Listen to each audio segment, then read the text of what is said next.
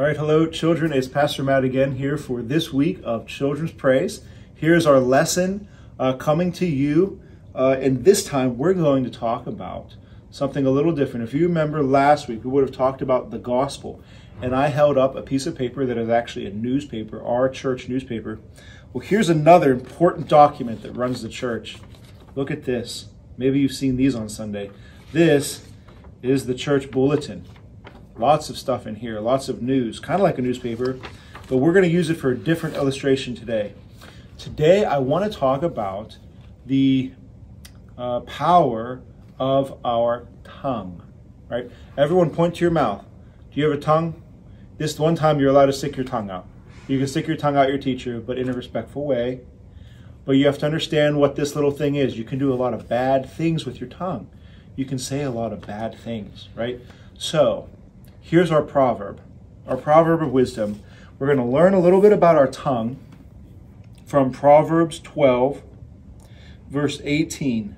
It says this: "There is one whose rash words are like a sword's thrust, but the tongue of the wise brings healing." Okay? There's one whose rash words, a rash word, let's explain what that means. Let's just say there's one whose words spoken quickly are like thrusting a sword into somebody. And wise words bring healing. Okay? So if you speak really fast without thinking about what you're going to say, you could be speaking little swords out of your mouth that stab people and they hurt them. So it's not real, obviously, it's not literal, but it hurts very similar. It can go really, really deep and hurt. So here is two swords that are attached together on a hinge.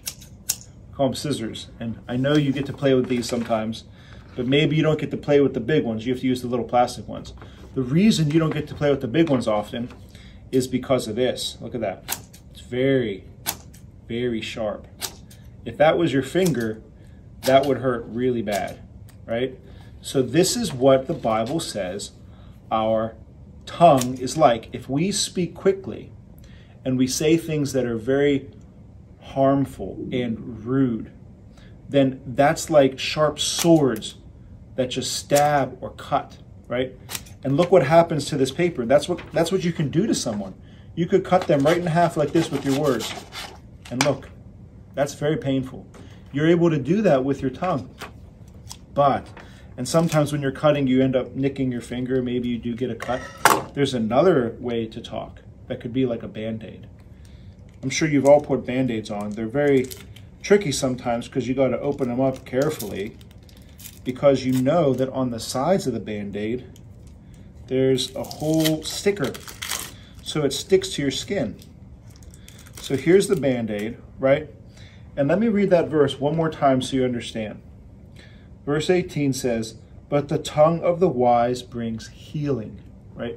So if you speak really bad words, it's like a very sharp pair of scissors that can cut somebody and hurt them. But if you speak really wise words, if you speak words that sound like God's words, because God's very smart, he's very wise. And if you talk like God, you speak wisdom, that's like speaking Band-Aids over people. If you speak with wisdom, you can take what would be a Band-Aid, right? And say I had a cut right there and someone cut me with their words. Well, wise words can come along and put a Band-Aid right over the cut and bring what the Bible says is healing, right? So do your words look more like this, or do your words look more like this? Here's your question today. I want you to think about that and talk about that with your teachers. And also, I want you to pray about it with the Lord. Talk to the Lord and say, "Lord, does my tongue look like this? Do I do this with my words, with my brother or sister, or my mom and dad when I'm not getting my way? What do I use my words for? Or do my words look like this? Are they a healing kind of word? Or do I speak words like God that are full of wisdom?"